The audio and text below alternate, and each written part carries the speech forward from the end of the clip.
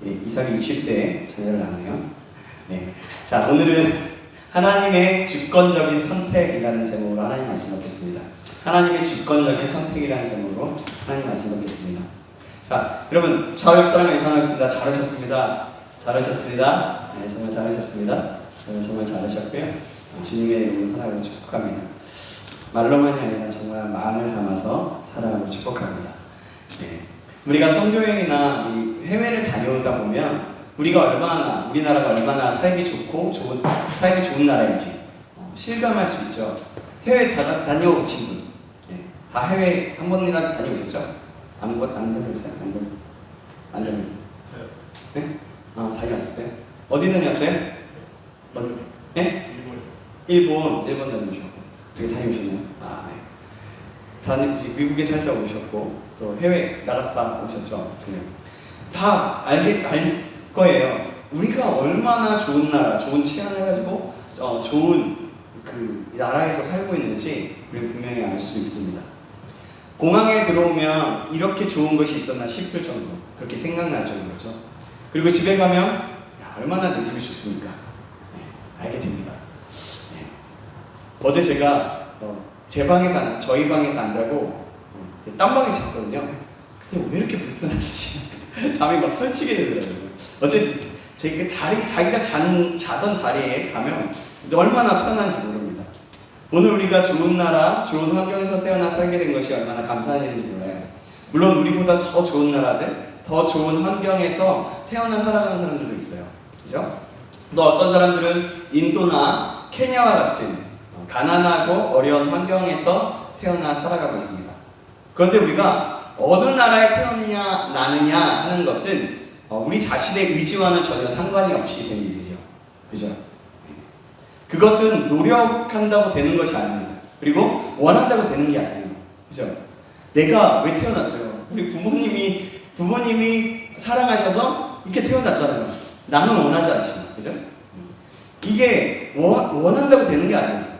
남자로서 태어나느냐, 여자로서 태어나느냐, 가난한 부모 밑에서 태어나느냐, 부잣집에서 태어나느냐, 그런 것도 마찬가지입니다. 오늘 본문에서 우리는 이와 비슷한 일을 보게 돼요. 어떤 거냐면, 본문은요, 아브라함의 족보부터 시작됩니다. 후처를 맞이하는 때부터 이삭에게 자기의 소유를 준 것, 그리고 그가 175세에 죽은 것, 아브라함이, 그리고 이스마엘의 축복, 그리고 이삭을 아브라함이 택하고 축복한 것, 그리고 이삭의 족보가 나와요. 25장 전체를 보자면 전체 앞쪽에서부터 훑어보자면 그렇지 않은 얘기입니다. 오늘 이삭의 족보에 대해서 한번 살펴보고자 합니다. 오늘 본문 읽었던 내용들부터 시작인데요. 이삭과 리브가는요, 결혼한 후에 오랫동안 자식을 낳지 못했어요. 이삭은요, 이 문제를 놓고 기도했는데 리브가는 20년 만에 마침내 임신을 하게 되었어요.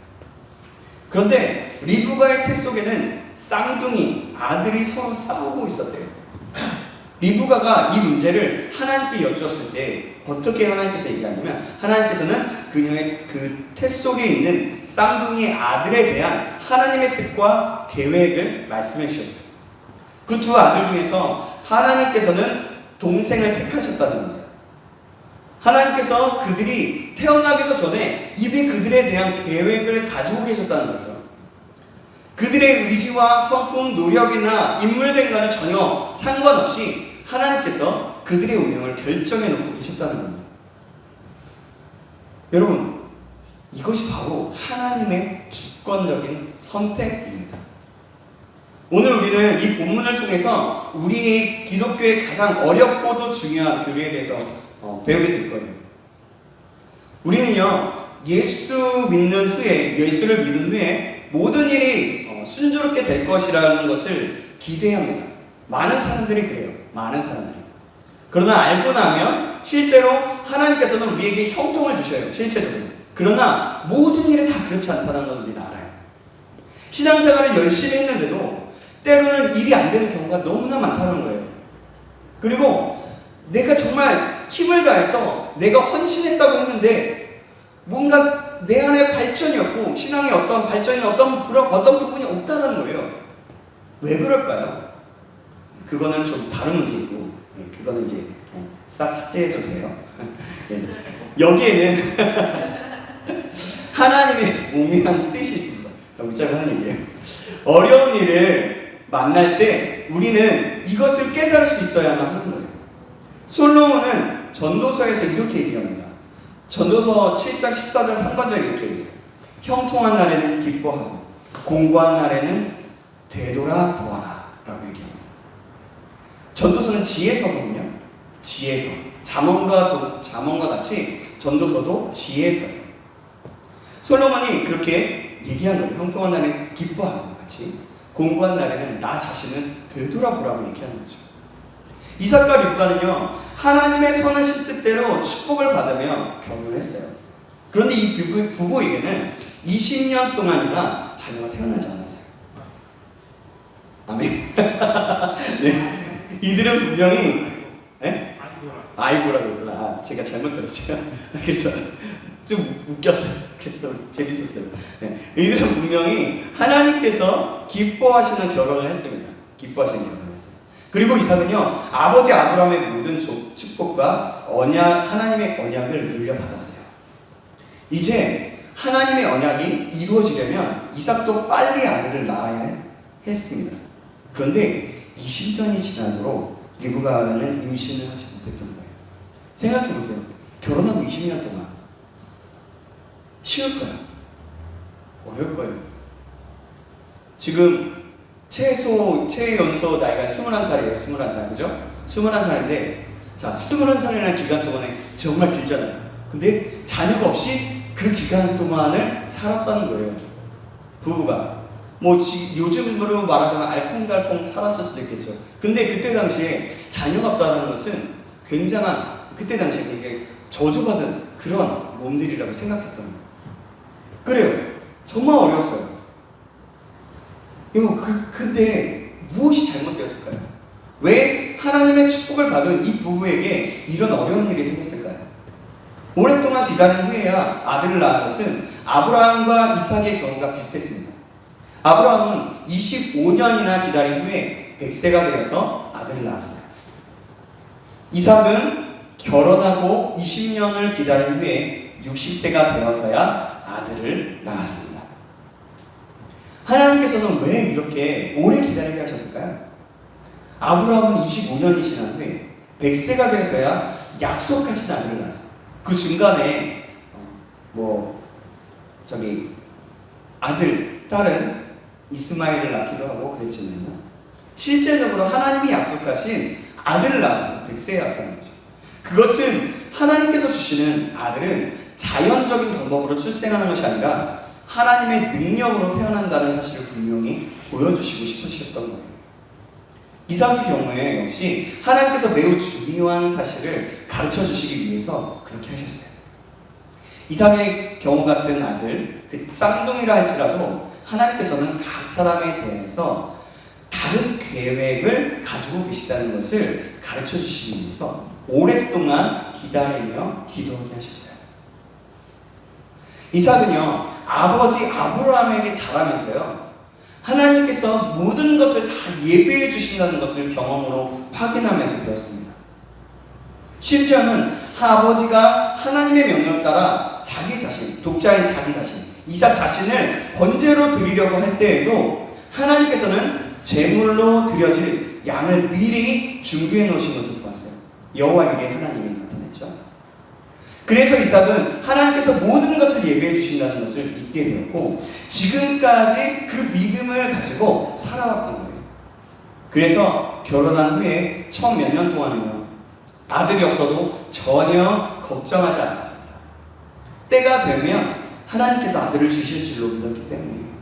그런데 20년이 지나고 자식을 낳지 못하자 마침내 하나님께 기도하게 됩니다. 21절 말씀인데요. 오늘 본문 21절 말씀. 성경책 한번 볼까요? 21절 말씀 같이 한번 보겠습니다. 시작. 이삭이 그의 아내가 임신하지 못하므로 그를 위하여 여호와께 간구하매 여호와께서 그의 간구를 들으셨으므로 그의 아내 리브가가 임신하였더니, 하나님께서는요, 이삭에게 쌍둥이 아들을 주실 작정이셨어요. 자, 말씀을 좀 계속 읽을 거니까 펴놓으시고요. 그리고 그 아들들을 통하여서 이루실 계획을 가지고 계셨어요. 하나님께서는 이것을 분명하게 나타내기 원하셨어요. 그래서 이 문제에 이삭과 리브가의 관심을 집중시키셨어요. 그리고 그러면서 그들로 하여금 하나님께 기도하게 하셨고 마침내 그 기도에 응답해 주셨던 거예요. 오늘날 살아가는 우리도 문제가 생기고 또 일이 잘 되지 않을 때가 있습니다. 또 뭔가가 계속해서 풀리지 않는 것 같고 계속해서 뭔가 다람쥐 쳇바퀴 돌리듯이 계속 그렇게 살아가는 경우가 많아요. 그래서 나는 공부할 때도 너무나 많고요. 내가 이렇게 살아서 뭐하나 할 때도 있어요. 너무 바쁘게 쳇바퀴 도시 살아가다 보면 그런 생각조차도 못할 때도 있지만, 근데 여러분, 하나님은 우리에게 항상 좋은 것을 주시는 분이라고 우리는 알고 있잖아요. 근데 왜 그런 일이 생길까요? 여기에는 하나님께서 우리에게 말씀하시고 가르쳐 주시고자 하는 것이 아주 중요한 문제가 있다는 것을 알아요. 우리는 이럴 때 불공평하거나 실망할 것이 아니라 무엇보다도 기도를 힘써야 합니다. 우리가 기도할 때에 하나님께서는 그분의 그 선하시고 놀라우신 계획을 우리에게 보여주십니다. 지금 우리의 문제가 무엇입니까? 여러분, 혹시라도 내가 기도 제목이 있어요? 기도 제목이 있는데 그것이 안 들어주는 것 같아요? 또 앞에 일이 어떻게 될지 몰라서 걱정하고 있습니까? 뭔가 일이 잘 풀리지 않는 것 같습니까? 진짜 문제가 여러분 그것에 있지 않아요. 진짜 문제는 따로 있어요. 기도하지 않는 것이 우리의 문제예요. 내가 기도한다고는 하지만 정말 하나님께 얼마만큼 내 마음과 뜻을 다하여서 하나님께 기도하느냐. 기도하기를 힘쓰시기 바랍니다. 기도할 때 하나님께서는 우리에게 가르쳐 주시고자 하는 것을 보여주십니다. 우리를 향하신 그 선하시고 놀라운 계획을 이루어 주십니다. 여러분, 이 사실을 기억하시기 바랍니다. 내가 아무리 기도를 해도 안 듣는다, 안 들어주신다, 그럼 때가 안 됐거나, 아니면 내가 준비되지 못했거나, 아니면 하나님의 뜻이 다른 곳에 있거나 입니다. 그렇기 때문에 내 모든 것들을 다시 한번 내려놓고, 하나님, 제가 이런 기도 제목이 있는데 이것을 통해서 하나님 저에게 가르쳐 주실 것이 무엇입니까? 제가 하나님 어떻게 기도하면 좋을까요? 이렇게 묻는 거예요. 그럴 때 하나님께서는 맨 처음에 내 기도의 제목대로 내가 기도하게 하시지만 계속해서 그 다음에는 내 기도가 점점 다른 것으로 바뀌어지는 것을 알게 돼요. 정말 하나님의 뜻이 무엇인지 발견하게 된다는 거예요. 20년 동안이나 자녀를 낳지 못했던 그 이삭이 이 문제를 가지고 하나님께 기도하자 하나님께서는 리브가에게 쌍둥이 아들을 잉태하게 해주셨습니다. 그런데 그 쌍둥이 아들들이 태 속에서 서로 싸웠대요. 자, 오늘 우리 22절 말씀을 함께 읽겠습니다. 22절 말씀인데요. 우리 22절 말씀 같이 보고 읽겠습니다. 시작! 그 아들들이 그 태 속에서 서로 싸우는지라 그가 이르되 이럴 경우에는 내가 어찌할꼬 하고 가서 여호와께 묻자온대. 여러분 보세요. 리브가도요 여호와께 물었어요. 기도할 때 물었다는 거예요. 아마도 처음에 리브가는 자신이 쌍둥이를 임신한 것을 몰랐을 것입니다. 그리고 쌍둥이 아들들이 뱃속에서 서로 싸울 때도 무슨 일이 일어나는지 몰랐을 거예요. 단지 배가 요동치며 아파서 매우 놀라고 걱정스러웠을 거예요. 요즘 같으면 당장에 어떻게 해요? 병원에 가서 초음파를 검사해보잖아요. 그렇지만 그러나 그 당시로는 도대체 어떤 일인지, 무슨 일인지, 왜 뱃속에서 요동치고 아프고 자꾸 밀어내고 막 그러는지 알 길이 없었어요. 이런 뱃속에서 아이를 가지셨던 분들은 어떠세요? 뱃속에서 뭔가 막 움직이고 갑자기 딱딱하게 굳으면 어때요? 되게 무섭죠. 아마 리브가도 그랬을 거라는 얘기예요. 그렇죠? 저도 옆에서 그것을 봤거든요. 제가 해보지 못했지만 딱딱하게 굳는 거. 아니 어쩔 때는 되게 부드러운데 어쩔 때는 되게 딱딱하고 막 그러는 거예요. 정말 이게 무슨 일일까? 라는 생각이 드는 거죠. 그래서 하나님께 물은 거예요. 하나님께서는 리브가가 쌍둥이 아들을 임신했다는 것과 그 쌍둥이 아들이 서로 싸우고 있다는 것을 알게 해주셨습니다. 오늘 23절 말씀인데요. 우리 23절 말씀을 같이 읽어보겠습니다. 시작. 여호와께서 그에게 이르시되 두 국민이 내 태중에 있구나. 두 민족이 내 복중에서부터 나누이리라. 이 민족이 저 민족보다 강하겠고 큰 자가 어린 자를 섬기리라 하셨더라. 신기하죠? 물었더니 가르쳐주는 거예요. 하나님의 그 말씀을 듣고 나서야 리브가는 왜 자기 뱃속에 태아가 그렇게 유동치면서 하루도 편할 날이 없었는가를 알게 됐던 거예요. 그리고 기한에 차서 리브가는 쌍둥이 아들을 낳게 되었습니다. 쌍둥이 아들. 응애응애 낳게 됐다는 거예요. 24절에서 26절 말씀인데요. 제가 24절, 여러분이 25절, 26절을 같이 읽어보겠습니다. 자, 제가 먼저 읽겠습니다. 그 해산 기한이 찬즉 태에 쌍둥이가 있었는데 빛이 털 같아서 이름을 에서라. 같이 읽습니다. 후에 나오는 손으로 에서의 팔꿈치를 잡았으므로 이름가가 그들을 낳을 때 이삭이 60세였더라. 팔꿈치가 아니라 팔꿈치죠. 네, 이 쌍둥이 아들의 출생에 있어서 특별한 점은요, 하나님께서 그들이 태중에 있을 때부터, 즉 그들이 태어나기도 전부터 그들에 대한 뜻과 계획을 결정하셨다는 거예요. 하나님께서는요, 쌍둥이 아들 중에서 아우를 택하셔서 형보다 강하게 하실 것이며 또 형은 동생을 섬기게 될 것이라고 하였어요. 이 선택은요, 자연적인 어떤 조건 때문에 된 것이 아니었어요. 그들은 다 같이 한 아버지와 한 어머니에게서, 그것도 쌍둥이로 태어났을 뿐입니다. 그런데 이 선택은요, 또 어떤 선행이나 공적이나 그들이 누군가가 더 잘나서, 에서가 더 잘 못 낳고 저기 야곱이 더 잘났다고 해서 그렇게 된 것이 아니에요. 그들의 어떠함도 아니었습니다. 그들이 태어나기도 전에, 그들이 어떤 생각이나 그 행동을 하기도 전에 선택이 이미 이루어졌다는 거예요. 어떤 사람들은요, 하나님께서 그들이 앞으로 나타나게 될 성향을 미리 아시고 또 그 중에서 더 선한 쪽을 택하셨다라고 말합니다. 그러나 그렇지 않아요.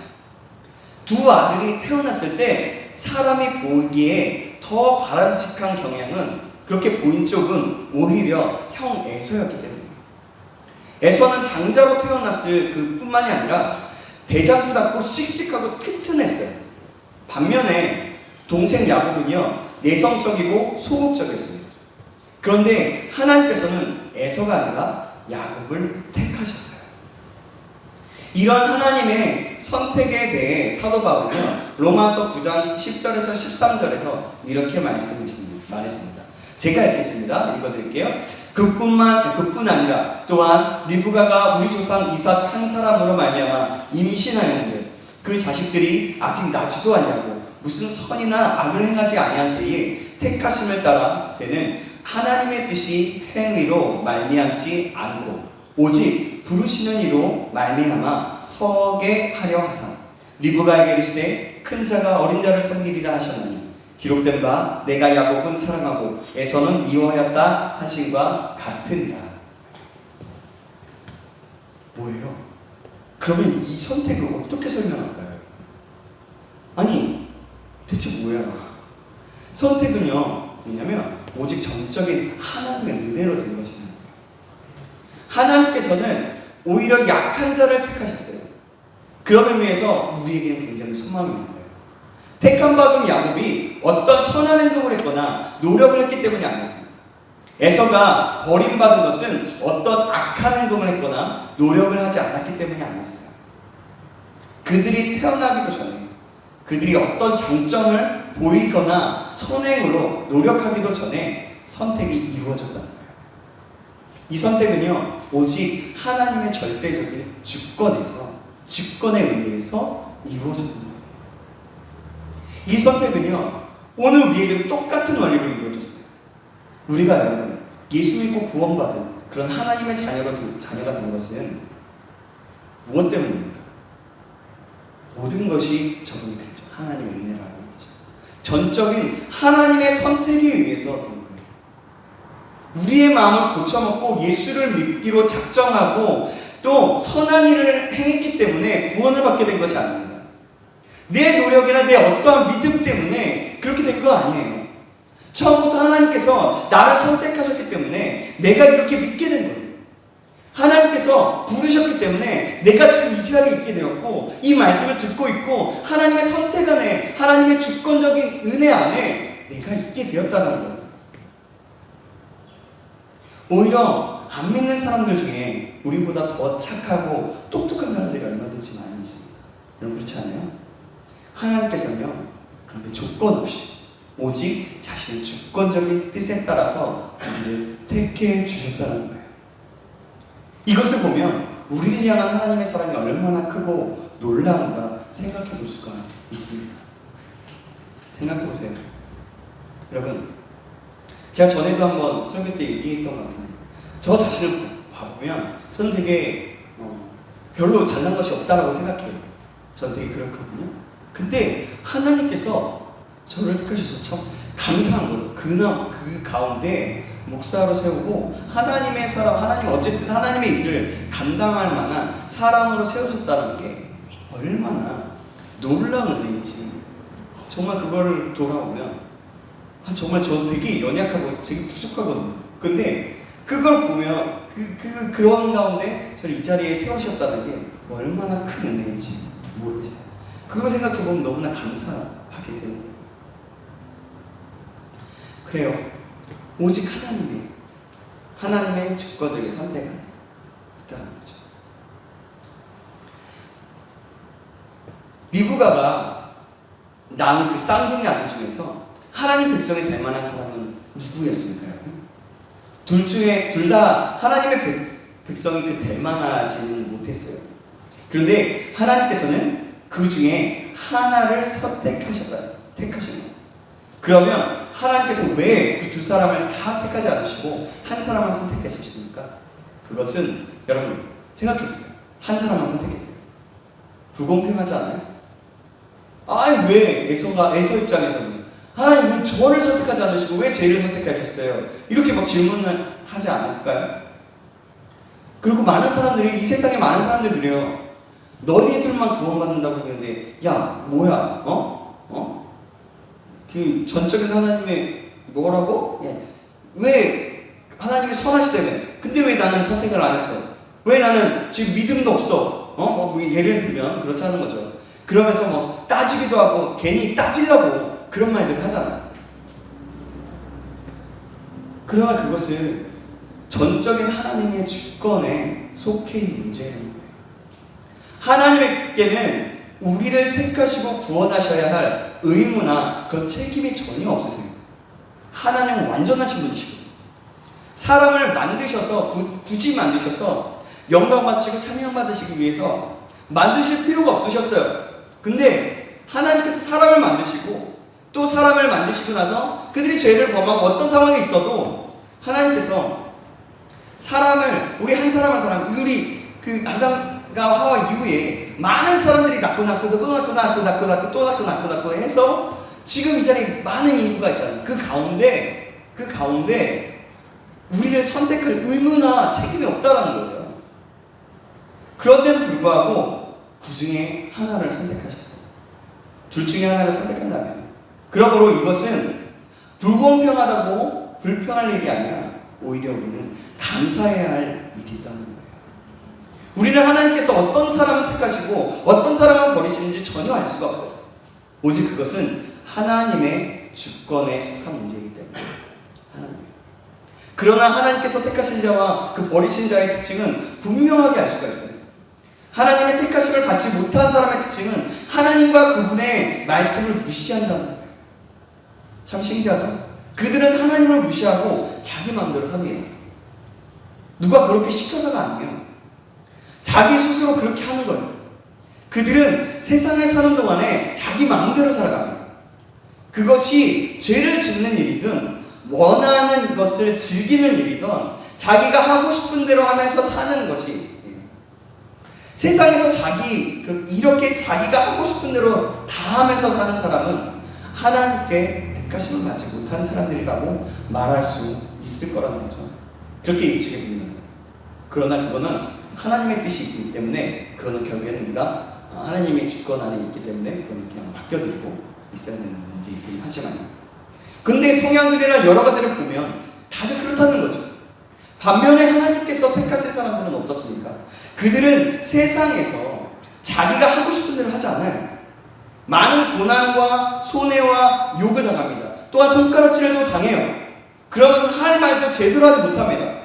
욕을 당해도 같이 욕할 수가 없어요. 자기가 하고 싶은 것을 다 하고 살지도 못해요. 하나님께서 기뻐하시지 않는 일은 아무리 인간적인 본성이 끌린다고 해도 외면하고 포기하게 됩니다. 양심에 자꾸 가책을 느끼는 거예요. 어떻게 보면 모자라는 사람 같기도 하고 또 바보 같을 때도 있습니다. 그렇게 살면서 그 연단을 받아서 점점 거룩하고 성숙된 모습을 갖추어가게 된다는 것을 봐요. 그래서 마침내 하나님의 백성다운 모습을 점점 나타나게 되는 것입니다. 이런 사람들이 바로 하나님께서 택하신 사람들이라고 말할 수 있는 거예요. 여러분, 오늘 나 자신을 보면서 이 사실을 확인해 보십시오. 여러분 어떻습니까? 여러분들은 어때요? 나는 내 마음대로 살아가는지, 나는 아니면 내 마음대로 살아가고 싶은데 내 마음대로 안 돼요. 그렇다면 하나님께서 붙잡고 있는 거예요. 내 마음대로 아무리 하려고 해도 내 마음대로 절대로 안 돼요. 하나님이 사랑하셔서 붙잡고 있다는 거예요. 그리고요, 정말 내 마음대로 사는데 정말 그대로 살아가요. 막 즐기면서 호락호락하게 살아가요. 그런 사람들도 있어요. 우리 자신들의 모습을, 그 다른 사람의 모습을 보지 않고 나 자신을 한번 생각해보고 돌아보자는 거예요. 하나님께서 어떤 사람은 택하시고 어떤 사람은 버리시는데, 버리신다고 얘기하는데 그것은 하나님의 선행이나, 그 사람의 선행이나, 하나님이 아니라 그 사람이에요. 그 사람의 선행이나 또 장점이나 노력이나 잠재력과는 전혀 상관이 없어요. 전혀. 오직 하나님의 주권적인 선택이 있을 뿐입니다. 사람들은 이 점에서 있어서 하나님께서 공평하시지 않다고 불평을 합니다. 그러나 여기에 대하여 성경은 이렇게 반문하고 있어요. 로마서 9장 20절에서 21절 말씀인데요, 제가 할게요. 이 사람아, 내가 누구이기에 감히 하나님께 반문하느냐?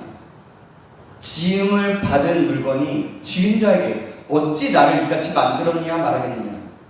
토기장이가 진흙 한 덩이로 하나는 귀 있을 그릇을, 하나는 천 있을 그릇을 만들 권한이 없느냐?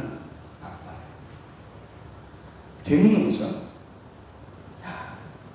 토기장이가 진흙으로 쓸 그릇을 만드는데 진흙이 왜 이렇게 만드느냐고 반문할 수 없다는 거예요. 하나님께서는 권한이 있으시면서 우리는 그분의 섭리와 무한하신 지혜를 알 수가 없어요. 저는 이 말씀을 읽으면요, 정말 되게 대단한 이런 놀라운 통찰력 같아요. 하나님의 진리된 말씀이지만 정말 놀라운 것 같아요.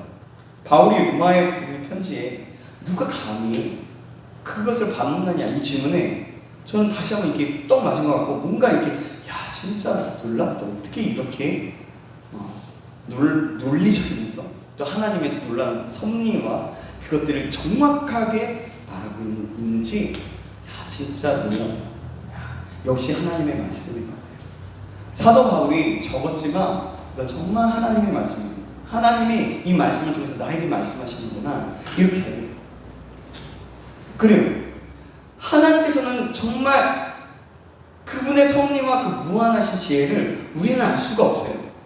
또 하나님께서는 어떤 사람을 택하시고 어떤 사람을 버리셨다면 전도할 필요가 없지 않겠느냐라고 말하는 사람들도 있습니다.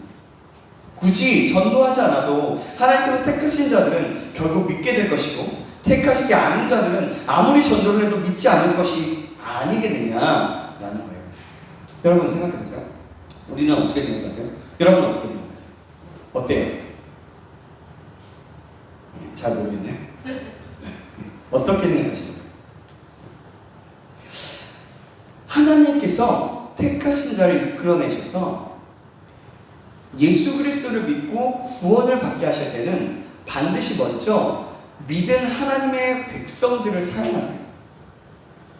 그렇기 때문에 그러므로 우리에게는 반드시 전도해야 할 사명이 있다는 거예요. 듣지 않고서는 믿을 수 없잖아요. 믿을 수 없기 때문에.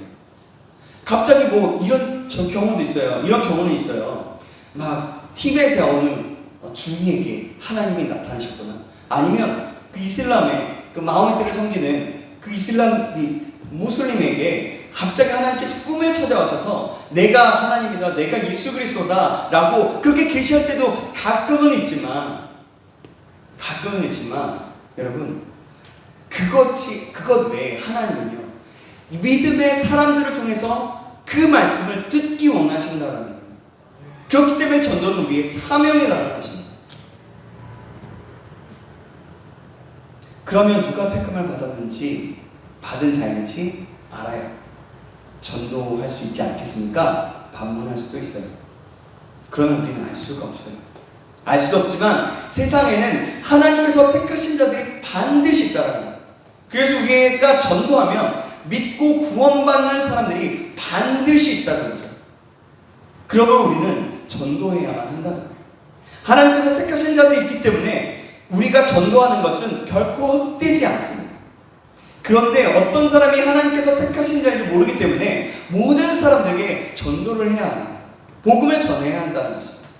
또 어떤 사람들은 하나님께서 사람의 선행이나 노력과는 상관없이 택하신다면 택함받아 구원받은 사람들이 더 이상 열심히 신앙생활을 할 필요가 없지 않겠느냐라고 말하기도 해요. 반문하기도 해요. 우리가 신앙생활을 열심히 하지 않는다 해도 택함을 받았다면 어차피 천국에 들어가게 되지 않겠느냐. 그러나 아무 자격도 없이, 여러분, 아무 공로도 없이 오직 은혜로 택하심을 받은 자가 어떻게 감사하지 않을 수가 있습니까? 생각해보세요. 내가 내 의로 된 것이 아니라는 거잖아요. 하나님이 나를 택하셨다라면 내가 가만히 있을 수가 없는 거잖아요. 감사할 수밖에 없는 거예요. 나를 구원하셨대, 나를 선택하셨대. 그거에 감사할 수밖에 없고 그것에 찬양할 수밖에 없는 거예요.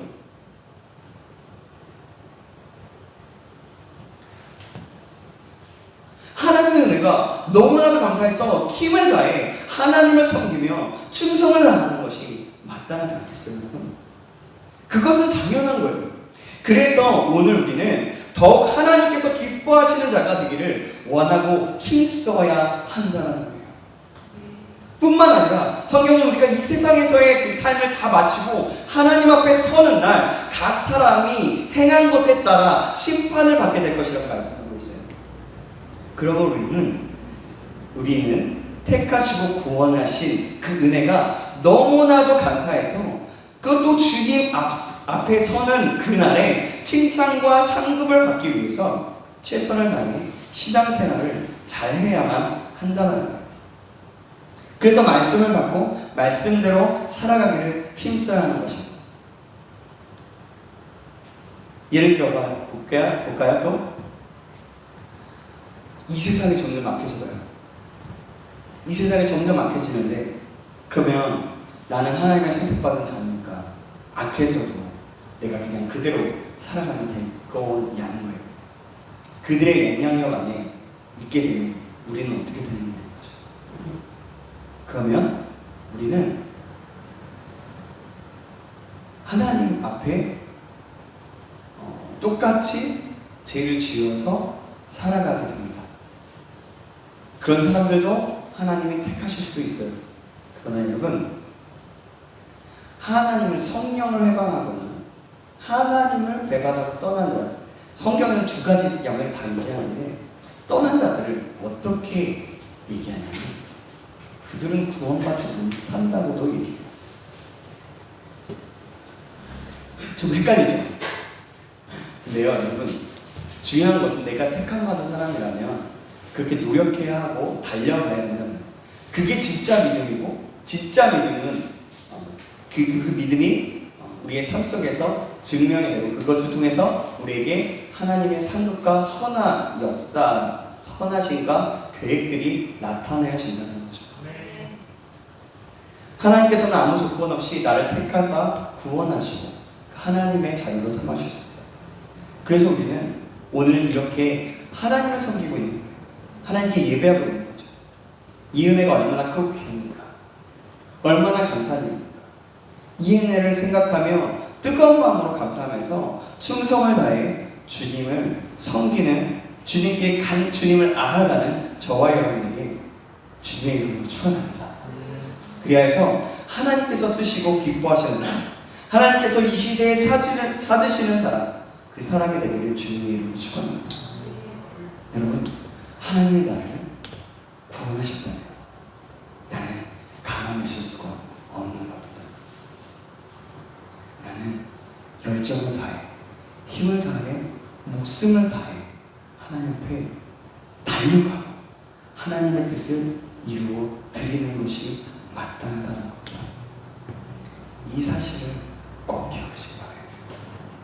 그래서 다시 한번 얘기하지만 하나님의 뜻, 하나님 이 시대에 이때 찾으시는 사람, 그리고 쓰시는 사람, 기뻐하시는 사람이 되는 저와 여러분에게 주님의 이름을 축원합니다. 기도하겠습니다. 하나님 아버지, 오늘도 깨닫는 은혜를 주시면 감사합니다. 오늘은 하나님께서 주권적으로 이삭을 선택하시고 야곱을 선택함으로 이루어 나가는 것을 보았습니다. 강한 자, 지혜로운 자를 택하시기보다는 하나님께서는 세상에서 보잘것없는 야곱을 택하시고 저희를 택하셨습니다. 우리도 하나님의 주권적인 선택으로 이 자리에 있는 줄 믿습니다. 이 모든 것이 하나님의 은혜임을 믿습니다. 그래서 우리가 하나님이 주신 은혜로 은혜 받은 자처럼 살아가게 하여 주시옵소서. 이 시대에 하나님이 찾으시는 사람, 그 한 사람이 내가 될 하나님의 뜻, 하나님의 그 인도하심과 하나님의 그 놀라우신 계획들이 나의 삶 속에 나타나여지는 역사 일어날 수 있도록 다시 한번 축복하여 주시옵소서. 살아계신 우리 주 예수 그리스도의 이름으로 기도합니다. 아멘. 이 시간에 함께 또 기도하며 찬양하며 기도했으면 좋겠습니다. 주님 다시 오실 때까지.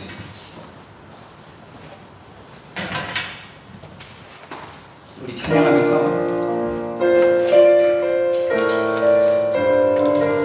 주님 다시 오실 때까지 내가 이 길을 가겠습니다. 주님 나를 부르심에 감사함으로 내가 달려가겠습니다. 우리 함께 찬양하겠습니다. 주님 다시 오실 때까지 나는 이 길을 가리라. 좁은 길 나의 십자가 지고 나의 가는 길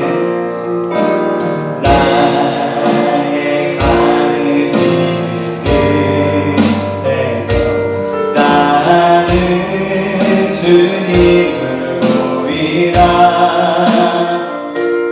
영광이 내 주님 나를 맞아주시네. 아멘.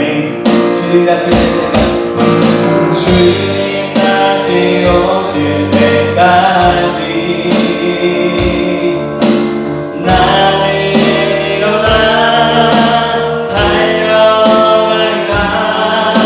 주의 영광 온 땅 덮을 때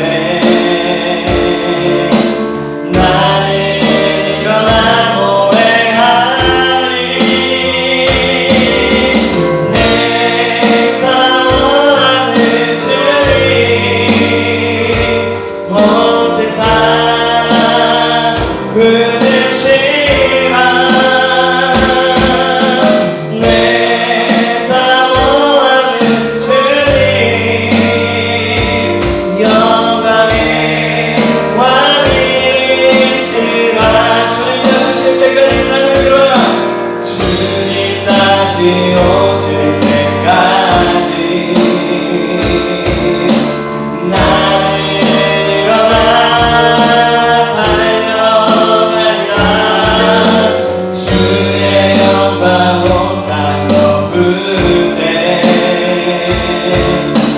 나는 일어나 노래하리.